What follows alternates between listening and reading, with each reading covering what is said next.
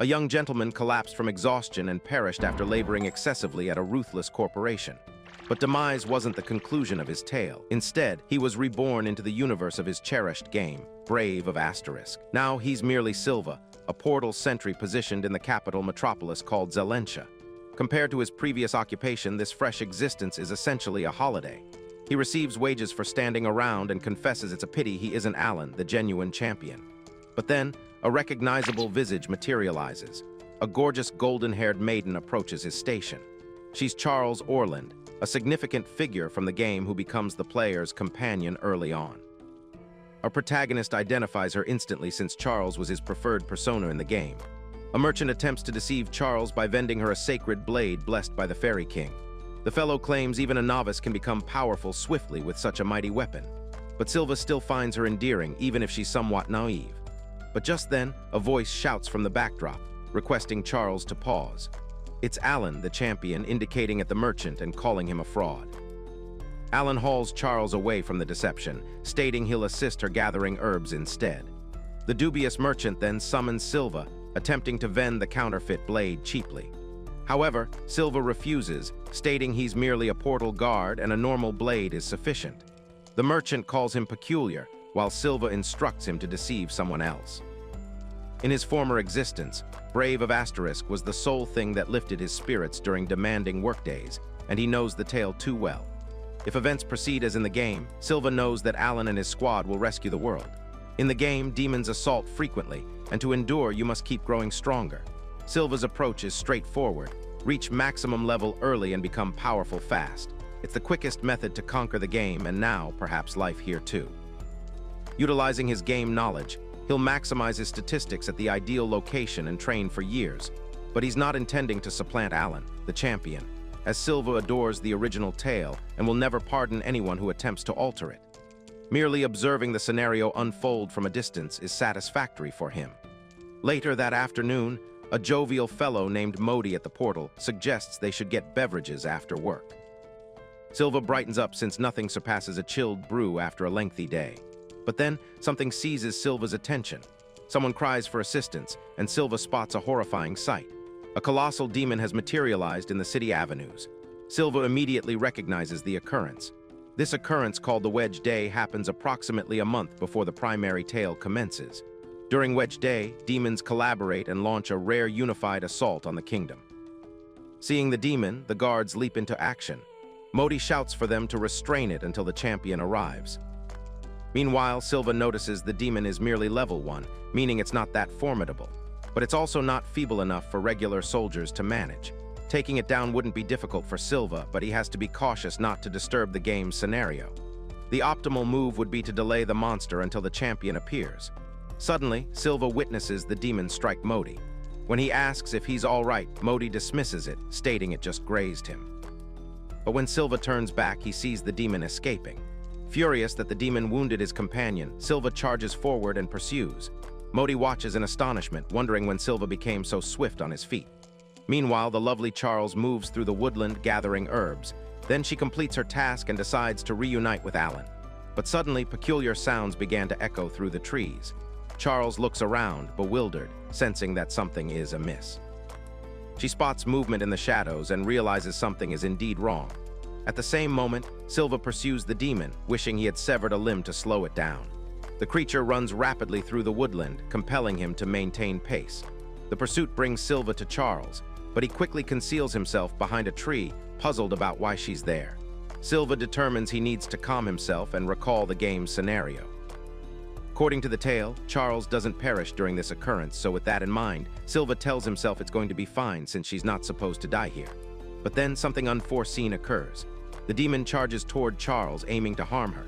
As she lets out a shriek, Silva refuses to merely stand there while she's in peril. So he rushes forward, yelling at the demon to retreat from his Charles. Lost in the moment, Silva draws his blade and employs Zalencia's sword style. Then comes his spinning top maneuver, which slices the demon in half like an onion. The battle concludes with the demon vanquished, and Silva stands in silence, stunned while Charles stares at him in amazement. Silva immediately rushes over to verify if she's all right, asking if she's wounded or if the demon got her. When Charles reassures him that she's fine, Silva becomes flustered and begins rambling. Then he realizes that he has totally overreacted and made a fool of himself. Charles looks at him with curiosity and asks who he truly is. Silva attempts to remain composed, but panics inside as he states he's merely a gatekeeper. Charles says she's not inquiring about his occupation, but desires to know his genuine name. As Charles steps closer, asking again, the two stand face to face in the quiet woodland.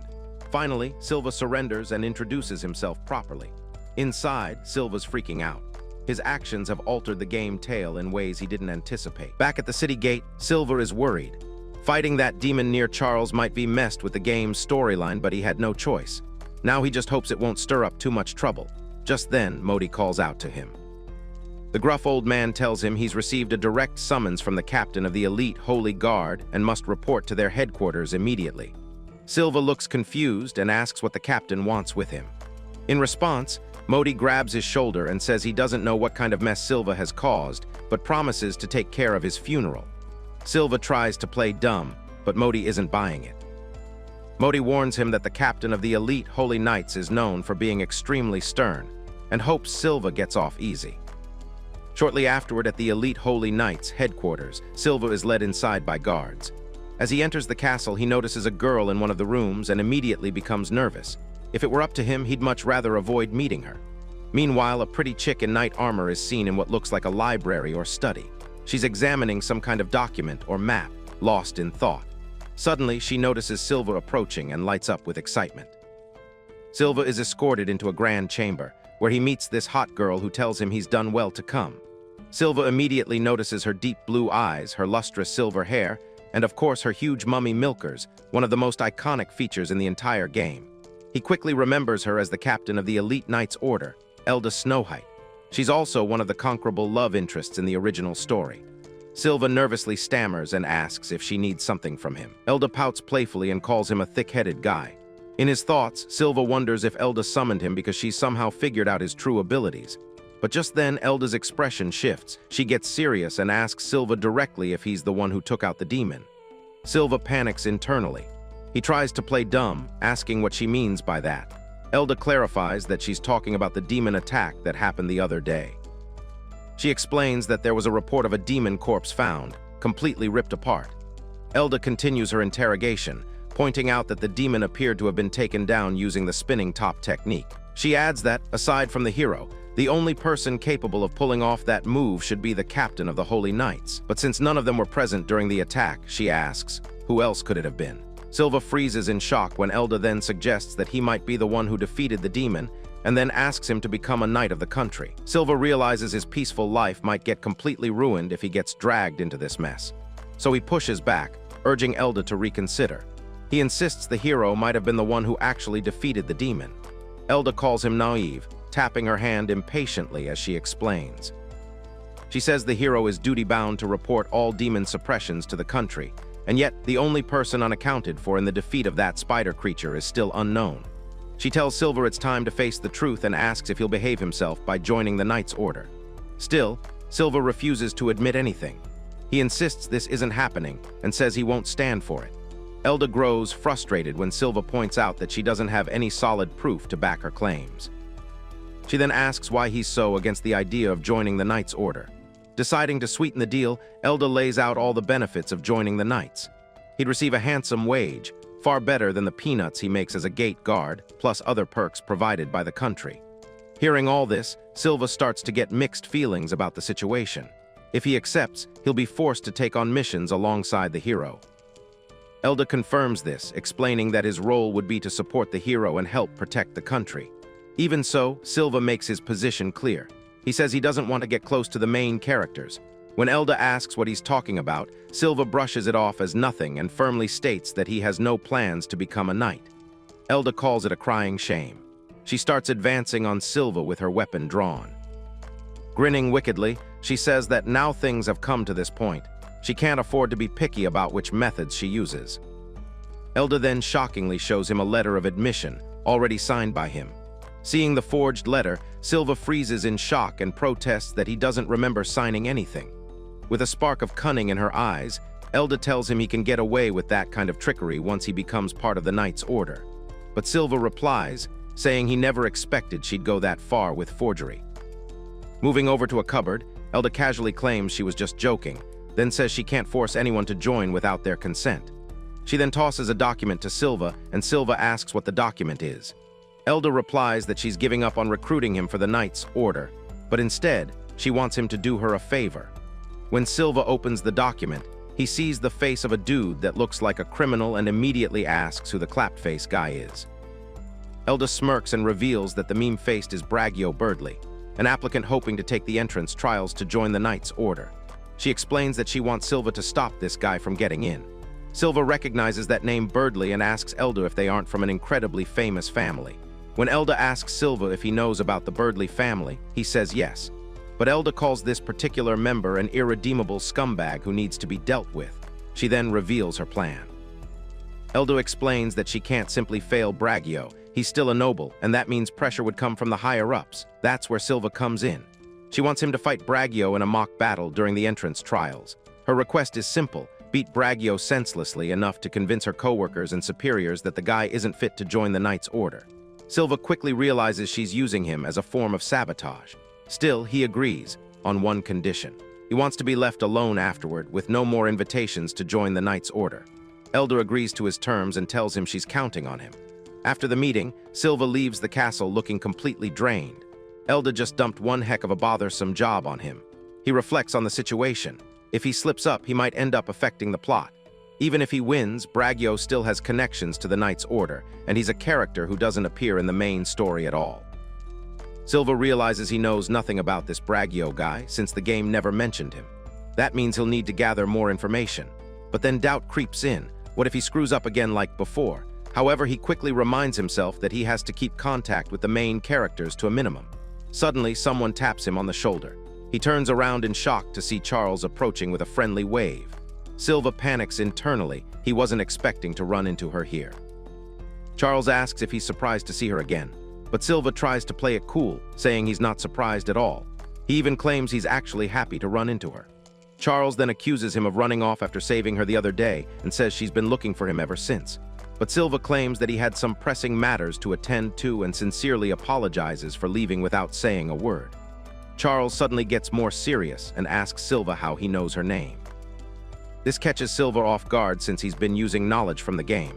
So he lies, saying he was once assigned to guard some nobles at a party and happened to see her name on the guest list. Silva feels a pang of guilt for lying to her, but Charles seems relieved that there's at least a logical explanation. She tells him there's no need to be so uptight around her, and that he doesn't have to be overly polite either. She insists with a pout, and Silva agrees. Charles says she can't just ignore what happened and wants to thank him properly. But Silva says there's no need for thanks. He was just doing his duty as a soldier. Still, Charles insists on repaying his kindness. She offers to help him with anything he needs, even with his work. Silva thinks hard about her offer. He figures that granting the request of his favorite character is the sacred duty of every nerd. So he agrees and asks if Charles would mind tagging along with him for an investigation he's currently working on.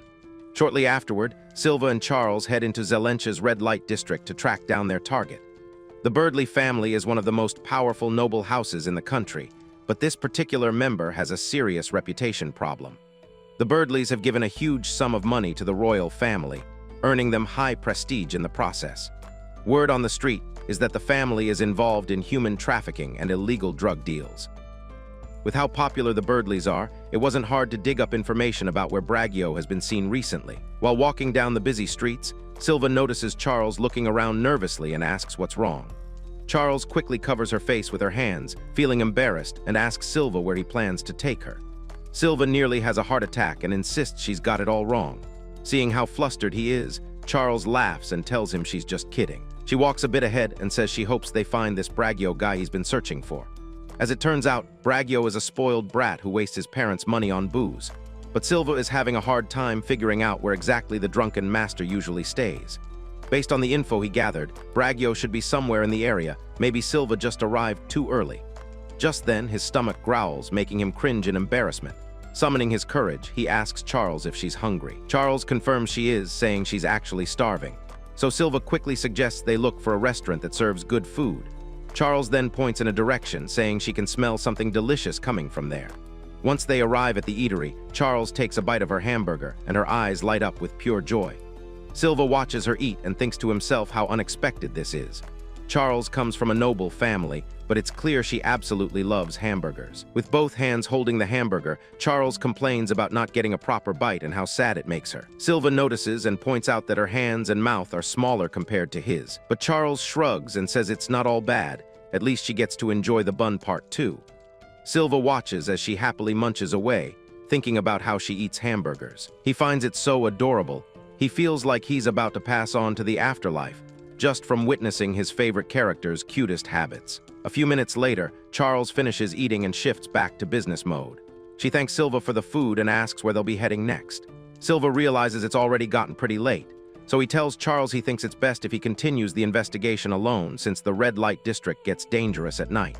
Suddenly, a loud voice cuts through the restaurant. Someone shouts, "Hey!" and Silva turns to see a group of scarecrow-looking thugs surrounding their table. The huncho of the misfits steps then forward with a menacing glare and asks the restaurant owner if there are any spare tables on the second floor. Everyone in the restaurant starts whispering. Word is, the guy had snapped at someone just the other day over slow service and even threw a glass. There are also rumors that he's been forcing himself on girls. The shop owner, clearly panicking, approaches the scoundrels and explains that the restaurant is at full capacity. But the leader, annoyed, shouts at him for not having a table ready. The leader then proudly announces his name, Braggio Birdley, and says the restaurant should be honored to be blessed by his presence. Braggio demands that if there are no spare tables, then they better make one for him. The restaurant owner nervously apologizes and tries to accommodate the troublemaker. Meanwhile, Charles looks confused and asks Silva if this isn't the guy he's been searching for.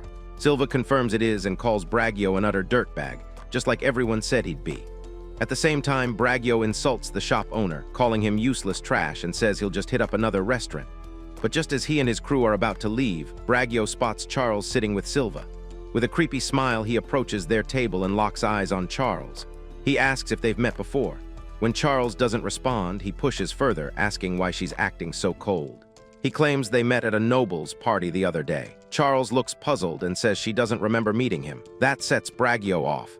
He screams, demanding to know how she could not recognize him. Then, the creep leans in closer and says he's about to take his sweet time making sure she remembers him. Braggio compliments her beauty, claiming it's well known across high society.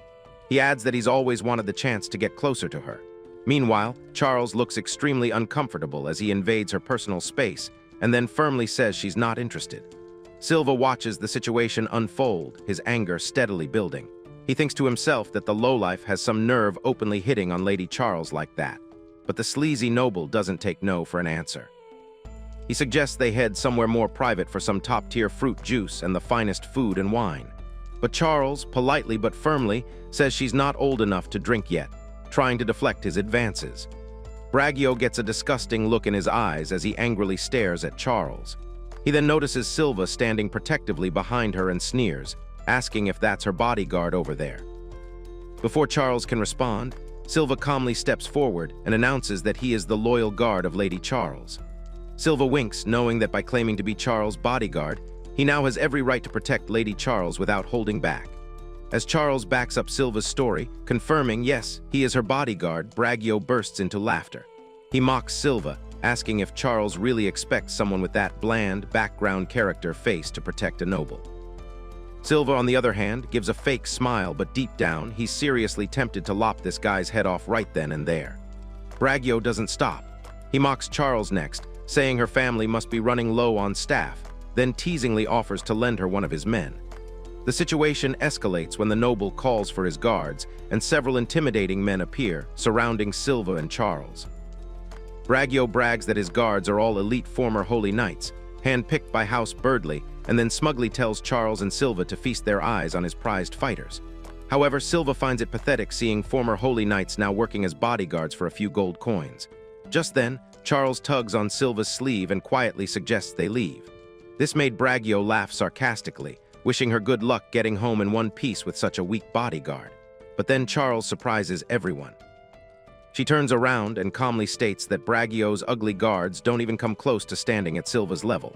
Once they step outside the eatery, Charles apologizes to Silva, saying she just got pissed off watching them mock him like that. Silva gets a little embarrassed, realizing Charles really did get mad on his behalf, and admits she's making him blush. He also acknowledges that maybe the situation went a little too far, but it's perfect. Turning to Charles, Silva asks what she wants him to do about those guys. Before Charles can respond, Braggio's men reappear. One of the thugs says Charles mentioned something that piqued his curiosity, then signals for Silva to follow them into a dark alley. Silva realizes this might be the perfect chance to see if Braggio is truly someone who could shake up the story. So he agrees and calmly announces that he's in for whatever they want to do. A few minutes later, cries erupt from the dark alley. Silva has already beaten the weak thugs to a pulp, tied them up, and is now interrogating them, demanding they spill everything they know about Braggio's crimes. Panicking, the thugs agree and begin revealing the full scope of Braggio's criminal activities. From the interrogation, Silva learns that Braggio is involved in illegal drug dealing, blackmail, threats, and even home invasions. The guy is absolute scum. But one of the thugs insists he's not done. There's still more to reveal. The thug then reveals Braggio's master plan. He says Braggio is trying to gather dirt on the captain of the Knights Order. Once he joins the organization through the entrance trials, he plans to use that information to gain complete control over the Knights Order. Silva realizes the gravity of the threat. Braggio doesn't just want power, he wants to make the Knights Order answer directly to him. If that happens, the lives of the townspeople will be in danger, and the entire country will rot with corruption. Silva decides he has to stop the plot from straying off its natural course, one way or another. He then warns the thugs not to breathe a word about what happened here. In return, he promises not to tell anyone they got completely beaten by him. Finally, he commands them to go back and make up a false report, something about them beating him easily or whatever excuse will keep Braggio off their backs. But then, Charles appears. She looks at Silva and asks how he became that strong. She says she saw him easily wipe out a demon earlier, and no regular soldier is capable of doing something like that. But Silva quickly comes up with a cover story. He lies to Charles, saying he spent years hiding out in the mountains, training. According to him, it was tough, monsters everywhere, and he nearly died every single day. But thanks to that grueling experience, he got stronger. Charles seems impressed and asks if she would get strong too by doing the same kind of training. But Silva reassures her she doesn't need to resort to such perilous methods. He tells her she'll get stronger without going through all that. This made Charles smile, and she says if that's how Silva feels, then she'll trust him. Later, as they continue walking down the street, Charles casually says she's hungry and asks if Silva's going to treat her. Silva replies saying, of course, since every nerd is duty-bound to treat their favorite after all. Finally, the day of the entrance trials for the Knights Order arrives. The announcer explains that the first exam will be a mock battle. He adds that the matches are determined by lottery, and winners will move on to the next phase of the exam.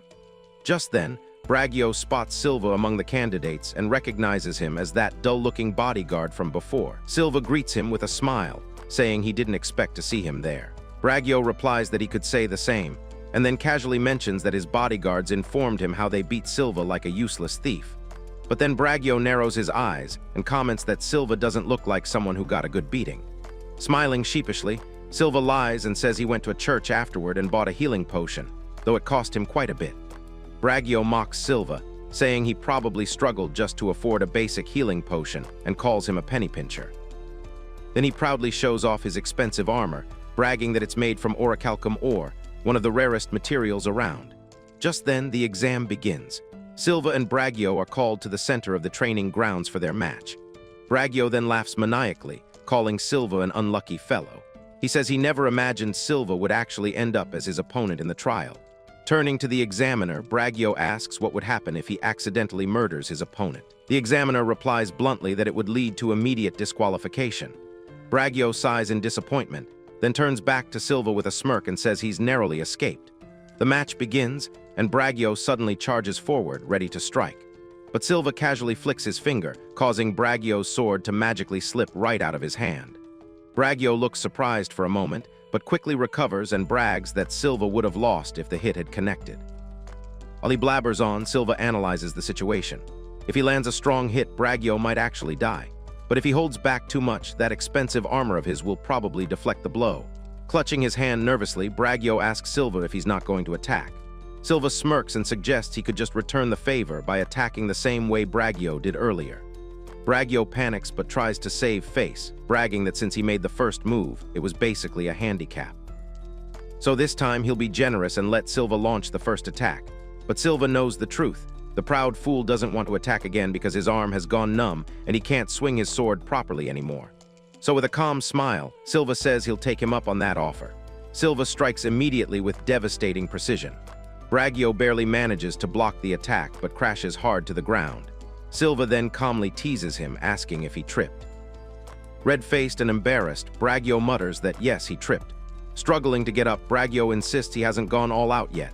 He shamelessly claims Silva's just had one lucky break after another and has only managed to survive by chance. But at that moment, Silva decides it's time to end the fight with the technique he didn't want to use in the first place. With his sword in hand, Silva activates his magic enhancement ability. It's explained that magic is essentially one's inner mental energy. If you clad your body in it, you become as strong as steel. If you clad your sword in it, it can slice through iron as easily as butter.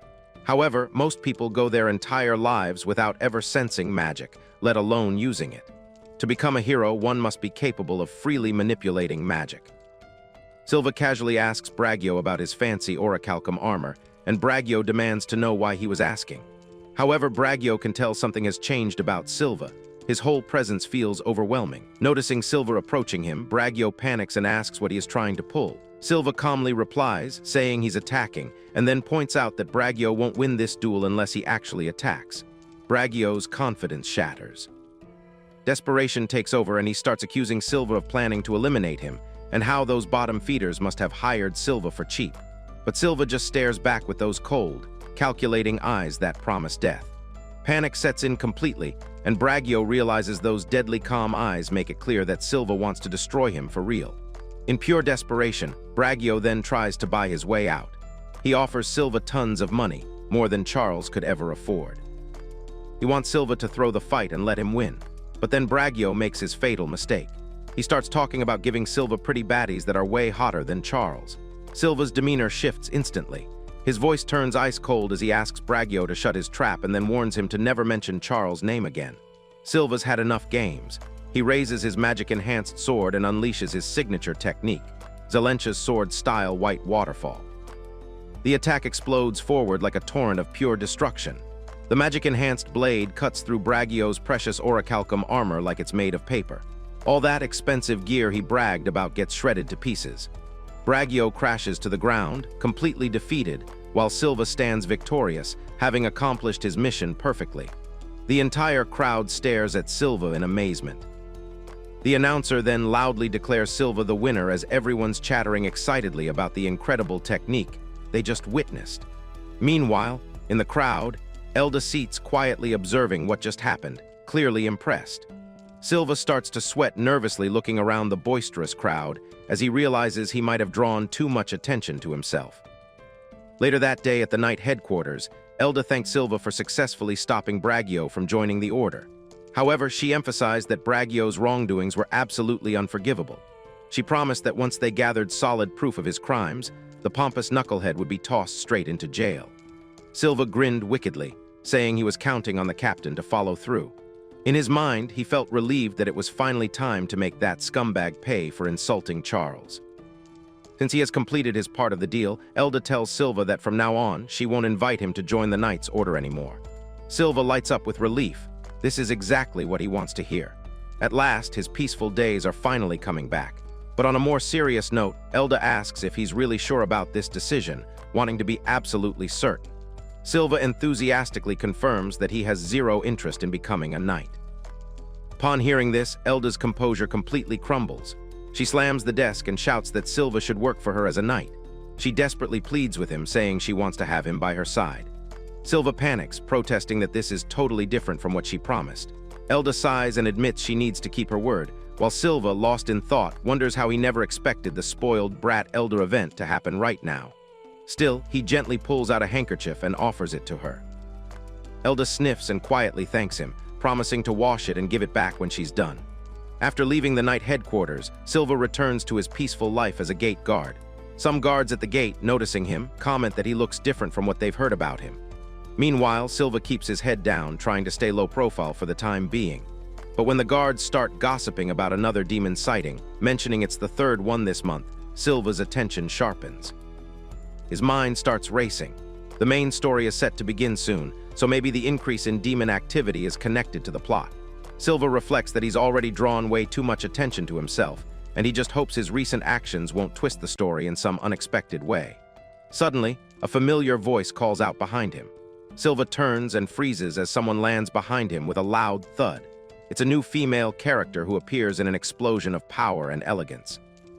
Silva recognizes the pretty girl immediately as Kaguya, the special grade hero. Everyone nearby starts chattering excitedly, wondering what the mighty Lady Kaguya is doing there. Kaguya approaches Silva with a warm smile, calling him darling and saying she's been looking for him forever. Nervous, Silva immediately tries to sneak away, thinking he needs to keep contact with main characters to an absolute minimum. Kaguya grabs him by the collar, asking where he thinks he's running off to, leaving his dear wife behind. This Kaguya girl who showed up out of the blue is also a conquerable love interest. She's a non-standard being, the only hero granted the title of special grade.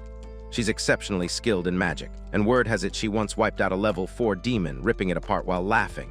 She's basically humanity's trump card. But just like Elda, Kaguya knows about Silva's true abilities.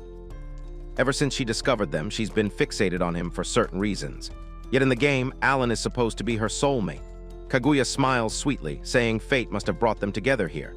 Frustrated, Silva reminds her of the demons that have been showing up lately. He asks her to forget about him for now and focus on her hero's duties. But Kaguya simply replies that none of that interests her. Being with him, she says, is far more charming to her.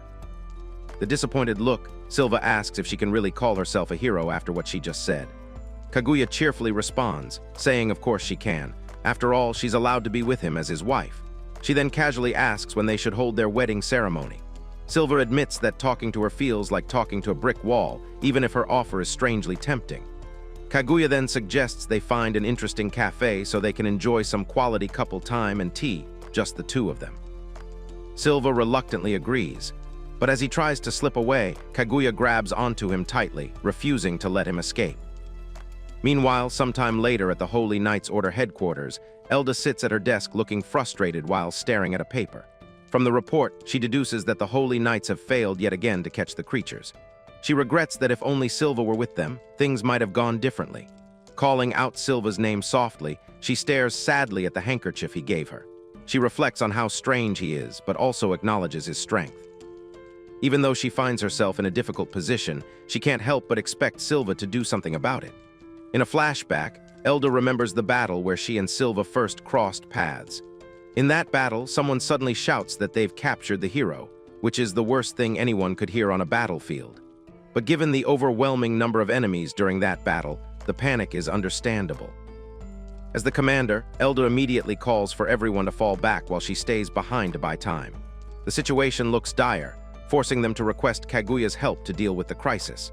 Until she arrives, it's Elda's duty to keep the damage caused by the demons to a minimum. There's still a bit of time before Kaguya reaches the scene, so Elda decides to whittle down the enemy numbers as much as she can. Suddenly, she is attacked as one of the demons lunges at her with deadly intent. She cries out in pain but manages to stab the demon, declaring that she has no intention of sacrificing herself for free. Her eyes burn with determination, and her sword glows as she fights to protect her people.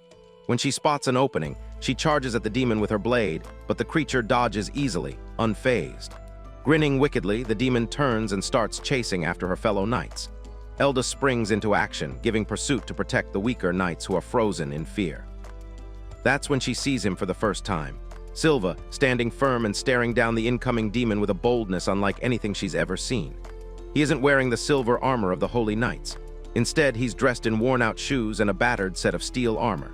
At first, Elda panics and tries shouting for him to get out of the way. But she's stunned as she watches Silva, calmly and without hesitation, step forward and with one epic slash, hack the demon's head clean off, all while muttering a bunch of incomprehensible gibberish. Elda has never seen anything like that, and in that moment she falls in love. In her eyes, Silva is the most beautiful among all the knights she has ever seen to date. Ever since then, she has been incessantly trying to recruit Silva into the Holy Knights Order, but he continues to reject all her efforts. Even though Silva chooses to deny it, Elda knows, without a shadow of doubt, that he was given such remarkable power for a reason. He was meant to protect the world. The following day, Elda arrives at the attack scene to personally assess the damage caused by the demons. The knight stationed at the scene briefs her on the situation. He informs her that there are 2 casualties, and the demon responsible seems to be a cunning one. Hardly any traces were left behind. The knight suggests they call the hero. Elda tells him the hero has already been notified, but for now, they need to focus on the investigation before he arrives. She instructs him to continue with the report. Obeying, the knight resumes. He mentions that both victims attacked by the demon are women, and both have bite marks, which suggests their blood was sucked out. Leading Elda to where the women's corpses are, the knight speculates that the demon responsible might be a level 3. With a horrified expression, Elda mutters how awful it is as she looks at the bite marks on the women's necks and their lifeless bodies. She immediately turns to the knight and instructs him to inform all knights and soldiers to go on full alert and expand their search radius for the demon. She also orders him to head to the gate at once and tell Silva to report to the Knights Order headquarters. 48 hours later, Silva arrives at the Knights Order headquarters with Kaguya by his side. Kaguya grins widely, bubbling with excitement about their first task together as a couple. Silva, visibly stressed, pleads with her to stop using such weird phrasing.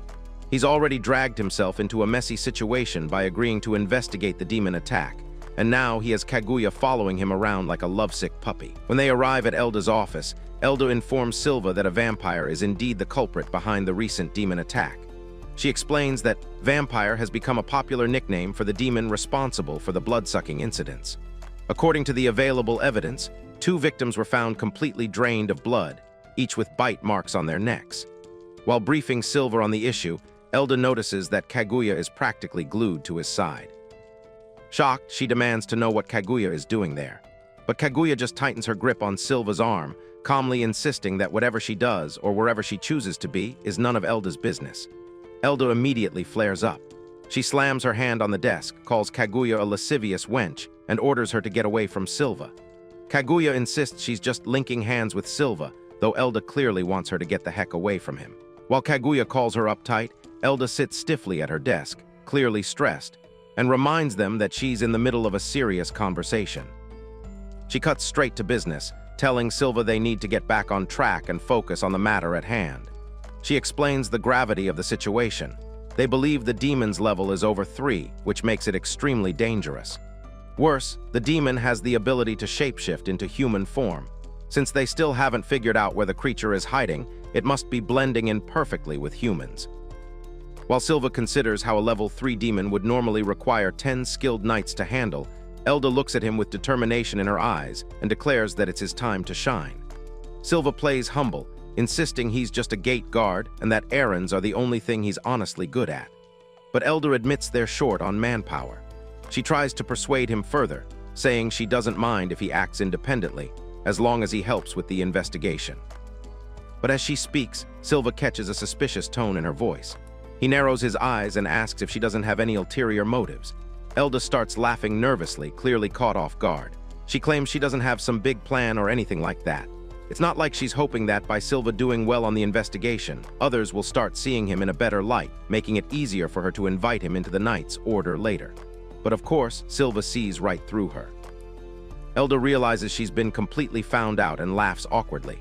Nevertheless, Silva sighs and agrees to take on the investigation since it's an official order. But suddenly, Kaguya pops up and announces she'll help him out too. Elda panics, yelling that if Kaguya joins the investigation, it completely ruins her plan. But Kaguya says she doesn't care about the investigation itself, she just wants to be wherever Silva goes. Realizing there's no stopping the pick-me girl, Elda reluctantly agrees, figuring they could use all the help they can get anyway. She then informs both of them that they'll need to attend the investigation meeting to get properly briefed on the situation. After that, Silva and Kaguya head outside the Knights' headquarters. As they walk, a few knights nearby notice Kaguya with a random nobody and start whispering. One of them wonders who the guy is, while another asks if the dude with Kaguya is even a soldier. At the round table meeting, the briefing begins regarding the vampire attack. The room is filled with knights, all gathered to hear the report. One knight explains that there are 2 victims, both women in their 20s, and their corpses were found in the northern part of the capital. Silva thinks to himself that this particular case didn't exist in the main story of the game, which means the main characters won't be getting involved, and the case will probably sort itself out eventually. As the meeting continues, Silva notices that Kaguya has dozed off, completely unbothered. Someone mentions that in a nutshell they'll expand the search radius and begin night patrols. So Kaguya and Silva are both assigned to patrol the eastern gate. With the meeting concluded, Silva nervously calls out to Kaguya, telling her it's time to start the investigation. But then he notices she's still fast asleep and wonders how she's still sleeping through all this noise. Looking down at her peaceful sleeping face, he mutters that seriously, she needs to wake up. Suddenly, a gruff knight with a face rough enough to sandpaper wood approaches and demands to know which group Silva has been assigned to. When Silva mentions the guard regiment at the eastern gate, the knight explodes in disbelief. He can't understand what Captain Elder is thinking, pairing up the special grade hero with a mere soldier of all people. Fuming, he declares that Kaguya is supposed to be teaming up with them, the Second Holy Knight's order. Silva immediately suspects the rough-faced knight is just trying to steal credit from Elda. Still, he tries to reason with him, calmly pointing out that who Kaguya teams up with isn't his call to make. The tension escalates as the knight accuses Silva of running his mouth. The knight insists the case is beyond the capabilities of a weak soldier like him and tells him to withdraw from the investigation. Silva refuses and calmly responds that he's acting under orders from the captain of the First Holy Knight's order. The situation heats up fast. The knight throws a punch at Silva, shouting at him to shut up and declaring that the Second Holy Knights don't give a damn about orders from the First. Someone in the background quickly warns the knight that he's going too far. But the knight grabs Silva aggressively, yelling that they're the Second Holy Knight's order, and they'll never allow the First to outshine them. Suddenly, Kaguya is wide awake and extremely annoyed as she tells the knight to shut his filthy traps. She's pissed off that someone had the nerve to disturb her darling. Silva tries to calm her down, but it's already too late. She's in full combat mode.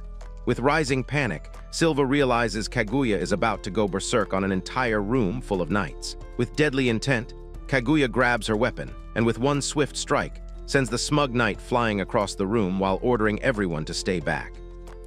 After completely demolishing the Second Holy Knight, Kaguya stands over his defeated, crumpled body with a menacing smile. She declares that anyone who dares lay a hand on her husband will face her wrath.